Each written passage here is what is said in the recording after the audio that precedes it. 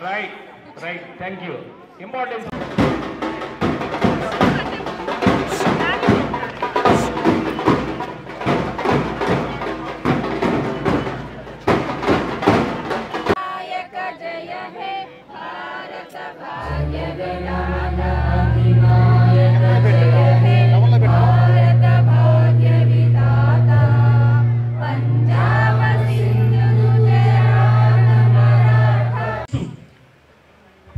తేదీ 47వ సంవత్సరంలో స్వాతంత్రం తెచ్చారు.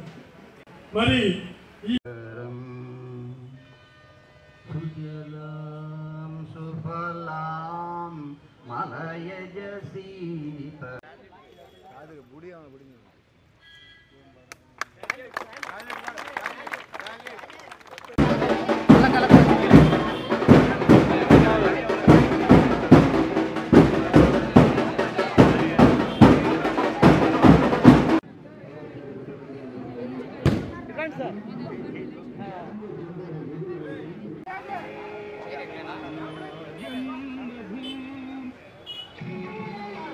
విధంగా ఈరోజు మనం రఫానీ గారి ఆధ్వర్యంలో జెండా ఎగరవేశాం. మున్సిపాలిటీలో చిలకలూరుపేట మున్సిపాలిటీని అన్ని విధాలుగా అభివృద్ధి పదంలో ముందుకు తీసుకువెళ్ళాలి. ఆనాడు దేశం కోసం ఏదైతే మహనీయులు ప్రాణాలు అర్పించి ఈరోజు 140 కోట్ల పైబడిన జనాభా ప్రశాంతంగా బతుకుతున్నారంటే ఆనాడు వారి త్యాగ ఫలాలు, వారు త్యాగాలు చేసినటువంటి మహనీయుల యొక్క స్ఫూర్తి దేశం కోసం ప్రాణాలు అర్పించారు. ప్రపంచంలో అతి పెద్ద దేశం భారతదేశం. అతి పెద్ద భారతదేశంలో అన్ని కులాలు మతాలు కలిసిమెలిసి తిరుగుతున్నారంటే దానికి స్ఫూర్తి డాక్టర్ బిఆర్ అంబేద్కర్ గారు రచించినటువంటి రాజ్యాంగం. ఆ విధంగా ఆనాడు దేశం కోసం ప్రాణాలు అర్పించినటువంటి మహనీయులందరికీ నివాళులు అర్పిస్తూ ఈరోజు మనం దేశం కోసం మనం భాగస్వాములు అవ్వాలి. ఈ దేశం మనం ఏమిచ్చామనేటువంటి ఆలోచనలు రాను రాను తగ్గిపోతూ ఉన్నాయి. మనకేమిస్తుందని ఆలోచిస్తున్నారు. మనం ఏమిస్తున్నాము, ఈ దేశం కోసం మనం ఏం చేశామనేటువంటి ఆలోచన రాను రాను తగ్గిపోతున్నటువంటి రోజుల్లో అది పెంచుకోవాల్సినటువంటి బాధ్యత ప్రతి ఒక్కరి మీద ఉంది. దేశం అభివృద్ధి చెందినప్పుడు, దేశం బాగున్నప్పుడు, దేశం శాంతి భద్రతలతో ముందుకు కొనసాగుతున్నప్పుడు అందరూ సురక్షితంగా ఉండేటువంటి అవకాశం ఉంది. దానికోసం అందరూ భాగస్వాములు కావాలి. అదేవిధంగా మున్సిపాలిటీ అభివృద్ధి పదంలో మనం ముందుకు తీసుకువెళ్ళాలి. ఈ రాష్ట్రంలో చిలకలూరుపేటకు ఒక ప్రత్యేకత తీసుకొచ్చాను నేను మంత్రిగా ఉన్నప్పుడు. చిలకలూరుపేట పట్టణానికి అన్ని వస్తువులు ఉన్నటువంటి పట్టణంగా తీర్చిదిద్దబడటం జరిగింది. 5 ఏళ్ల నా మంత్రి పదవి కాలంలో కావచ్చు, చంద్రబాబు గారు 14-19 ముఖ్యమంత్రిగా ఉన్నప్పుడు కావచ్చు, చిలకలూరుపేట నియోజకవర్గాన్ని ఈ రాష్ట్రంలో అభివృద్ధి పదంలో ముందు వరుసలో నిలబెట్టానని గర్వంగా తెలియజేస్తున్నాను. 4,200 కోట్ల రూపాయలతోటి ఈ నియోజకవర్గంలో లేని ఫెసిలిటీస్ అంటూ ఏమీ లేవు. దాదాపు అన్ని తీసుకొచ్చాం.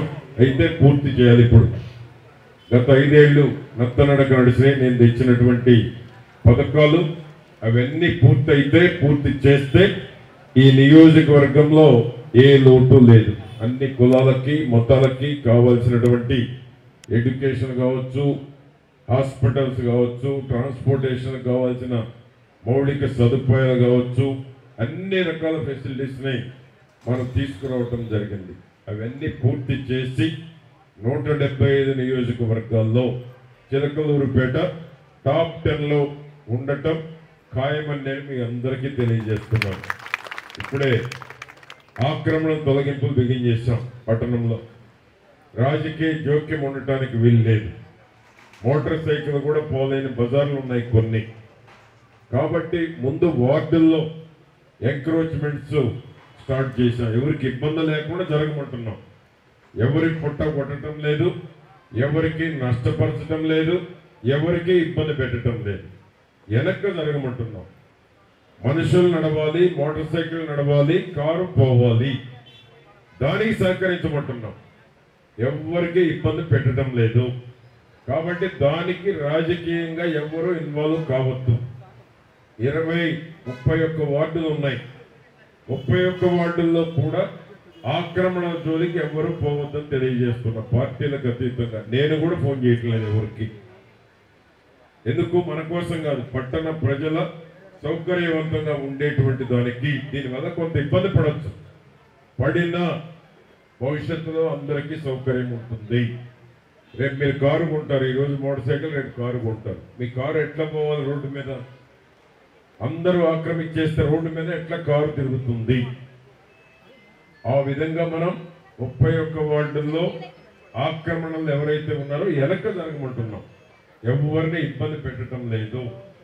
మెయిన్ రోడ్లు కూడా తర్వాత చేస్తాం. 4 నెలల తర్వాత మెయిన్ రోడ్లు కూడా ఎవరిని ఇబ్బంది పెట్టాం. వెనక జరగాలి, రోడ్డు వైడనింగ్ ఉండాలి. పట్టణంలో ప్రజలందరూ సంతోషంగా ఉంటారు. అప్పుడు ఈరోజు మీరు లేడీస్ పోవాలంటే మీకే ఇబ్బందిగా ఉంది. రోడ్డు క్లోజ్ చేసుకుంటా వస్తే ఎక్కడ నడవగలుగుతారు మీరు?